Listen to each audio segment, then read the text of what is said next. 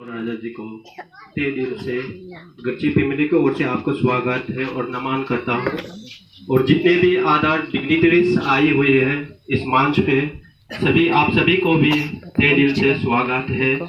और स्पेशली जो हमारा इतिन पालिन चांबंग कॉन्स्टिट्यूंसी के मंडल प्रेसिडेंट तारतातुक जी को और इनके टीम और करादादी जो बीजेपी टीम है और इनके सभी कार्यकर्ता को तहे दिल से स्वागत है और नमन प्रदान करता हूँ।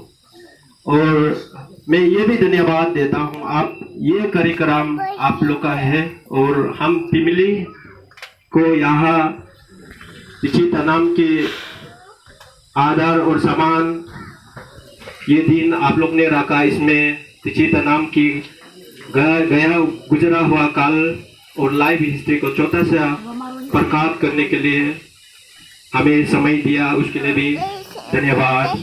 पिछी तनाम कोई और नहीं था, वो मेरे लिए एक अच्छा भांजा, एक अच्छा जीजा और मेरे लिए एक अच्छा मित्र और देश के लिए एक अच्छा वफादार सिपाही था।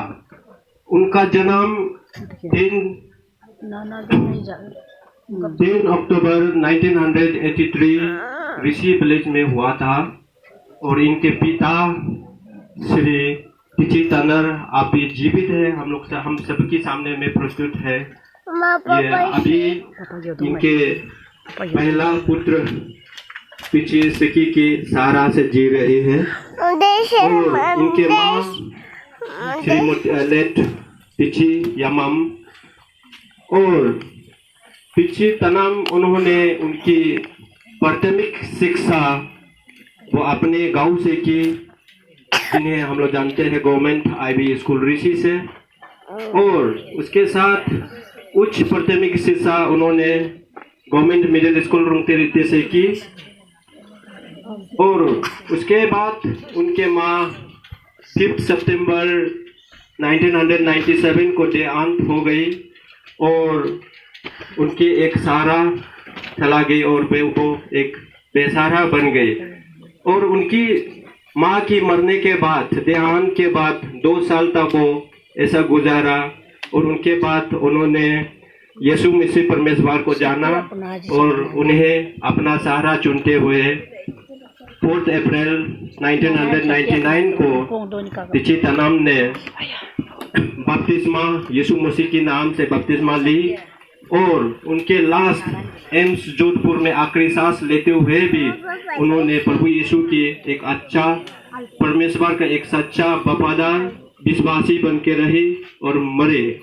और उन्होंने अपने टाइट्स नौकरी की 15 साल की सर्विस इंडियन आर्मी में रहते हुए उन्होंने कभी अपने टाइट्स को हेर फेर नहीं की। उन्होंने हर महीना की टाइट्स को, भले वो बहुत दूर रहता था, फिर भी अपने टाइट्स को निकाल के हमेशा अपना चर्च में पहुंचा देते थे। और टाइट्स तो हमारा क्रिश्चियनिटी लोग तो अच्छी तरफ से जानेंगे। और उसके बाद उन्होंने अपने सेकेंडरी स्कूलिंग जो है ये हमारा गवर्नमेंट हायर सेकेंडरी स्कूल पालन, तत्काल ये व्यापंग हरी गवर्नमेंट हायर सेकेंडरी बन गई है, यहाँ से किया उन्होंने सेकेंडरी स्कूल।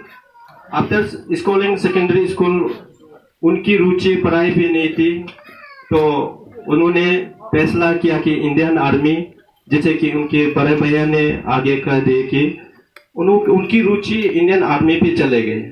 और उन्होंने कोशिश की और परमेश्वर की कृपा से बाय ग्रेस ऑफ गॉड और लकीली 2010 फरवरी 2004 को उन्होंने आर्मी में नेतृत्व किया और कांस्टेबल जीडी ग्रेड के दौरान।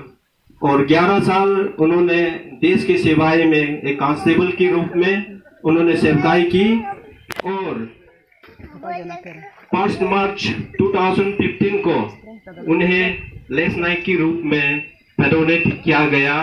और उसी दौरान 3 साल की दौरान उन्हें 2018 23 जून को उन्हें नाइक के रूप में फिर से प्रोमोट किया गया। और उसी दौरान 1 साल के अंतर्गत उनकी सच्चा वफादारी और एक काबिलियत सिपाही, देश का सिपाही होने के नाते उन्हें पहचाना गया। Indian army 13 regiment alpha company ने उन्हें चुना कोंगो भेजने के लिए। कोंगो यानी कि अफ्रीकन कॉन्टिनेंट में है और बहुत ही गरीब देश है। तो उन्हें under the aegis of UNO United Nation peace keeping mission में उन्हें भेजा गया।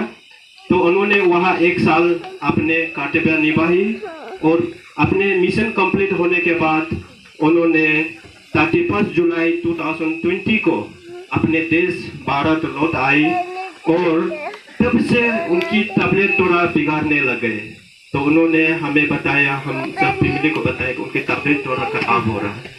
तो यही हम लोग सोचा करते थे कि कोंगो एक गरीब देश है और वहाँ एक बहुत खतरनाक मच्छर होते हैं, उनके दौरान वहाँ होगा, इसे हम लोग का विश्वास है। फिर से इसी दौरान वो उतरो साल अपने देश की सिपाही में अपने काम लगाया। तो अपने फैमिली के साथ अच्छी प्रकार से नहीं रह पाई और अपने रिलेटिव्स, अपने इवन अपने माँ भाई, अपने पत्नी और बेटा के साथ इतना टाइम नहीं दे पाया। तो उतरो साल अपनी जिंदगी देश के सिपाही में डाली और 2022 9 सितंबर तब उन्हें एक हवलदार की रैंक में उन्हें नियुक्त किया, प्रमोटेड किया और तभी उसी का प्रमोटेड करते ही उसका तबीयत बहुत जोर से खराब होने लगा और उन्होंने यहाँ 1 महीना छुट्टी लेके आया भी था और छुट्टी लेने के बाद खत्म होने से पहले वो फिर वापस चला गया। और जब उन्होंने